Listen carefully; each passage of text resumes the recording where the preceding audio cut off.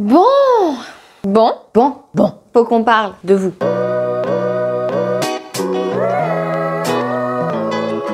Il y a quelques temps, je vous avais demandé de me faire parvenir, si vous le vouliez, des témoignages et si vous vouliez en entendre parler. Vous avez été pas mal à répondre à l'appel et beaucoup à être d'accord avec le fait de partager les témoignages des autres. Et après avoir lu ces témoignages, croyez-moi, ça fait un petit peu relativiser sur sa propre vie. Et aussi une bonne remise en question sur les personnes minces qui pensent qu'elles vont rester minces toute leur vie. Le premier témoignage que je vous ai sélectionné, c'est surtout parce que je trouve ça important de souligner le fait que c'est pas parce que ça vous est arrivé il y a très longtemps que pour autant vous n'avez pas de répercussions pendant très longtemps, voire même à vie pour certaines personnes par rapport à ce que vous avez pu subir, qui vous a marqué. Ça ne compte pas que pour les choses les plus graves entre guillemets, comme un viol, une agression quelconque, voilà, il y a beaucoup de choses qui marquent, vous le savez très bien. J'imagine qu'il y a des relations qui vous ont marqué et qui vous marqueront certainement à vie. Et bien la façon dont on vous a traité lorsque vous étiez en surpoids, ou encore aujourd'hui si vous êtes toujours en surpoids,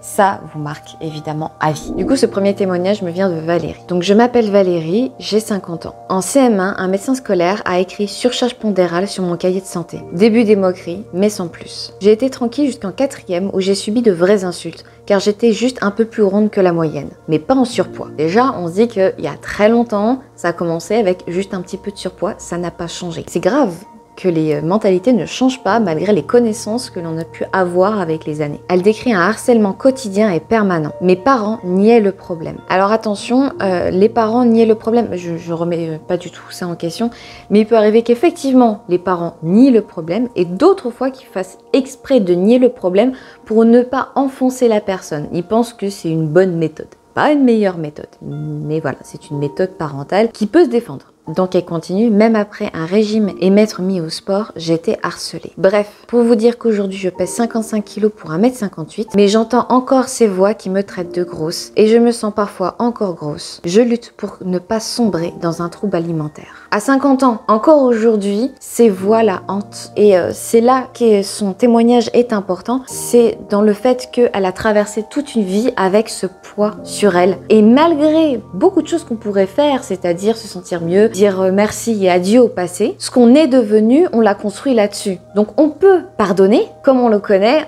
on ne peut pas oublier. D'ailleurs, c'est ce que rappelle un témoignage d'une personne plus jeune, Camille, qui a 20 ans et qui m'apporte son témoignage qui est tout aussi important. J'avais 16 ans lors de ma perte de poids. J'étais en surpoids et en plus, j'avais un bec de lièvre. Les autres enfants se moquaient toujours de moi. J'ai eu le droit à Petit éléphant rose, la déformée, la grosse et d'autres surnoms très sympathiques. Au collège, il y a même un élève qui m'avait traité de sumo. J'ai même eu le droit à une pétition pour que je quitte l'école. Beaucoup de chance. Puis, lorsque j'étais en 3e, on m'a annoncé que je pouvais subir une septoplastie. C'est une chirurgie réparatrice du nez parce que la cloison nasale n'est pas droite et là due au bec de lièvre. Une fois cette opération faite, mon nez était complètement différent et j'ai réalisé que la seule chose qui me complexait encore, c'était mon poids. Donc j'ai entrepris une perte de poids toute seule. J'ai commencé à me renseigner sur internet, j'ai ainsi commencé à faire du sport et à mieux manger. L'été suivant ma 3e et précédant donc mon entrée au lycée, je l'ai dédié à cette perte de poids. Je faisais du sport tous les jours et mon alimentation était on ne peut plus correcte. J'ai perdu environ 10-15 kilos. Bravo déjà parce que c'est pas évident de perdre 10-15 kilos. Je me sentais vraiment mieux. Arrivée au lycée, j'ai eu le droit à de nombreuses remarques de mes amis proches en général,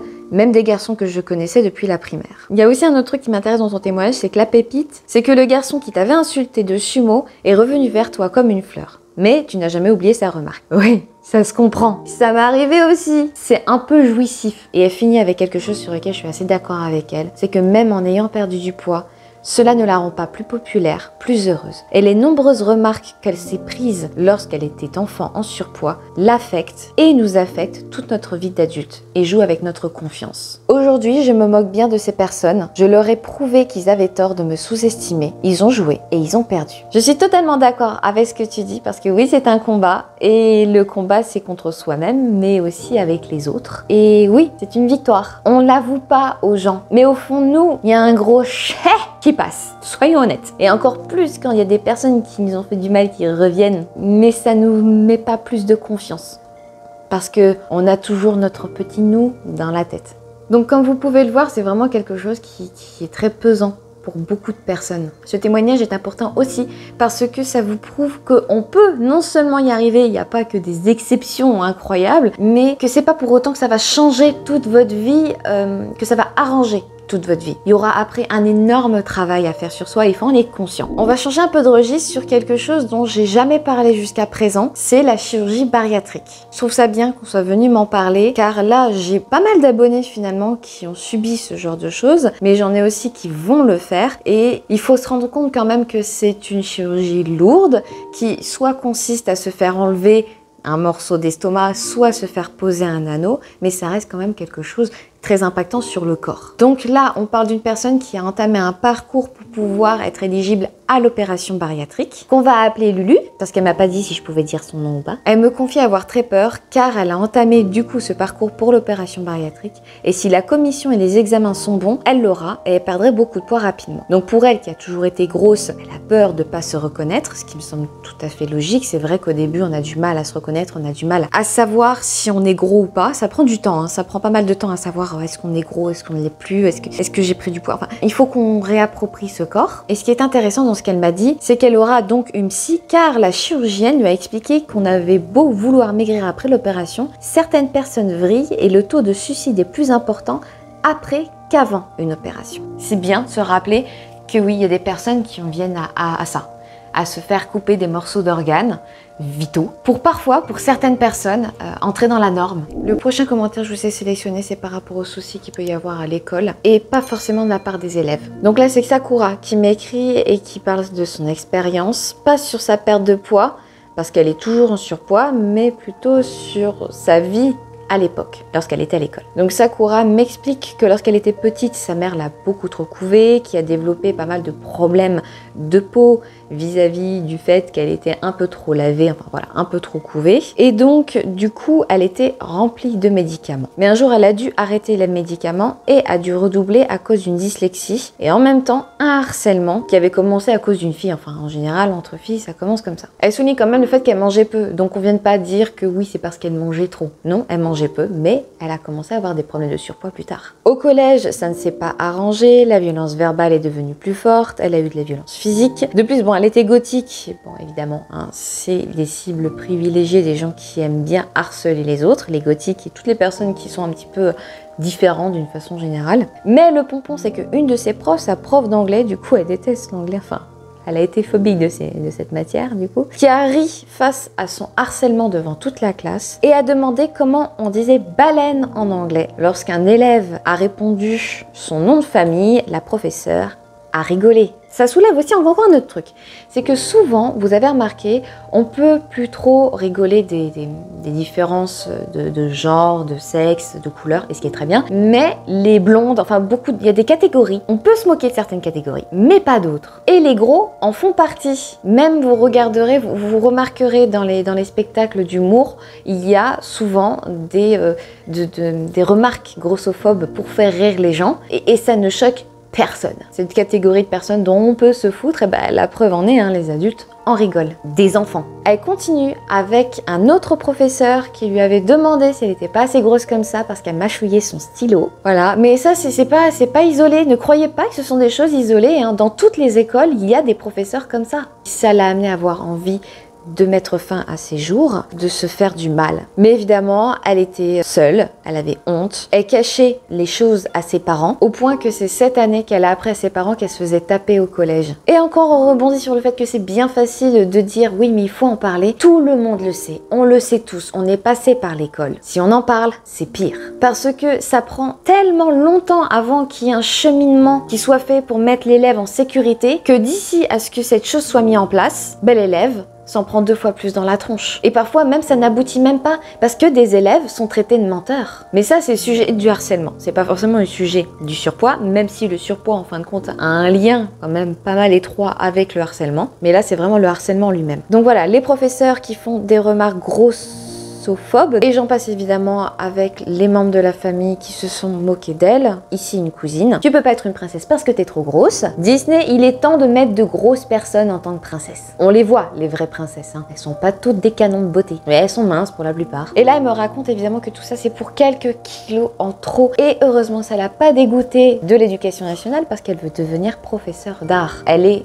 épanouie, elle veut s'épanouir encore plus. Et d'ailleurs, je l'encourage beaucoup à continuer dans cette voie. Je suis vraiment heureuse pour toi que ça aille mieux aujourd'hui et que tu aies envie de te battre, encore une fois. Mais ça soulève du coup ce problème de c'est pas parce que ce sont des adultes qui vont forcément être bienveillants avec les enfants sur leur surpoids. Au contraire, ils peuvent avoir un impact bien plus lourd sur le reste de notre vie. Et c'est pas normal que ça ne soit pas assez dénoncé. On a tendance à toujours vouloir protéger l'éducation nationale, les personnes qui travaillent là-bas, parce que oui, dans certains endroits, c'est un travail extrêmement dur, c'est vrai. Mais déjà, les professeurs sont pas les seules personnes à être en contact avec le public, avec les enfants. Mais surtout, ils ont cette énorme chance, c'est que les élèves, pas toujours, hein, mais souvent, n'osent pas dire aux parents « ce professeur m'a dit ceci » ou « ce professeur m'a dit cela ». Mais évidemment, c'est en fonction des écoles. Il y a des écoles où, en général, les professeurs ont plus peur des parents, donc ils font attention avec les élèves. Je le sais. Mais voilà, il ne faut pas forcément toujours compter sur les adultes encadrants dans le milieu scolaire. Je vais finir par 2 témoignages de personnes qui étaient minces à la base et qui ont pris du poids d'un seul coup parce que vous n'êtes pas à l'abri. Le premier témoignage me vient de Sharky Chachou.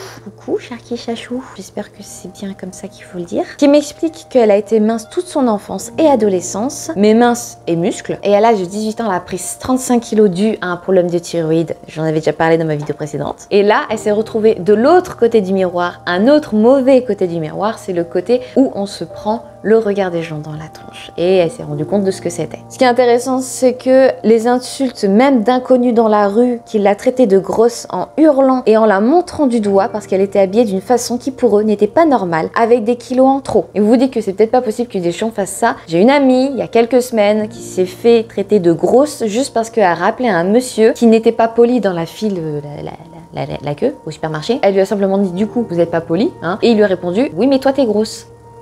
Apparemment, ça a l'air d'être légitime. On peut le dire comme ça. Apparemment, ça a l'air d'être un argument valable. Tu es gros, donc tu fermes ta bouche. Bah oui, bien sûr. Il me semble qu'il fut un temps, on faisait la même chose, mais avec des personnes de couleur. Voilà. Donc je continue avec des gens qui ne lui disaient même plus bonjour et qui faisaient semblant de ne pas la connaître. C'est magique ça. Des moqueries ou encore des paris sur elle. Du genre, qui va se taper la grosse? Genre, qui était chiche de se taper la grosse?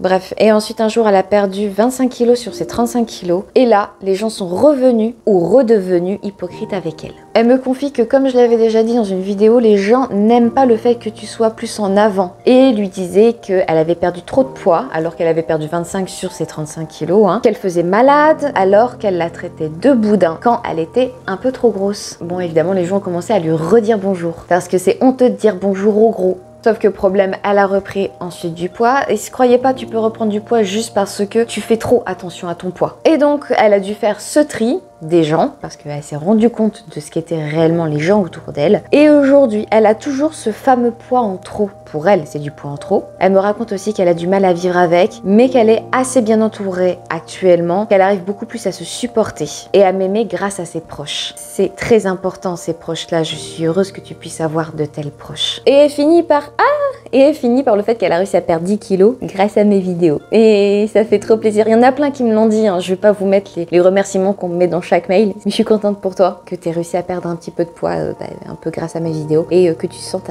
un petit peu mieux, même si c'est pas grave si tu as quelques kilos en trop. Enfin pour terminer, on va parler d'une personne qui a aussi été mince pendant très longtemps, mais qui elle a pris du poids à cause de quelque chose qui peut arriver à tout le monde. Un accident du travail. Là on parle de l'histoire de Marilyn qui était une chef cuisinière et qui un jour a eu un accident du travail et donc n'a plus pu utiliser un de ses 2 bras. Vous vous doutez bien que pour une chef cuisinière c'était un peu compliqué et donc du coup elle a commencé à être plus sédentaire, à moins faire de sport et c'est là que les ennuis ont commencé. Parce qu'avant elle mangeait tout à fait normalement et attention c'est toujours pas normal de manger plein de cochonneries mais elle mangeait comme tout le monde, elle buvait du coca, voilà, elle faisait tout ça. Et du jour au lendemain se retrouver avec un corps qui ne fonctionne plus plus comme avant. Elle a eu beaucoup de médicaments. Eh bien, elle a forcément pris beaucoup de poids. Elle a fini à 1m63 pour 90 kg à cause, principalement pour elle, mais je pense que ça en fait partie, hein, en dehors du sport et de la sédentarité, du Coca-Cola. Elle buvait. Alors, j'ai pas pu tout réécouter, Marilyn, parce que tu sais,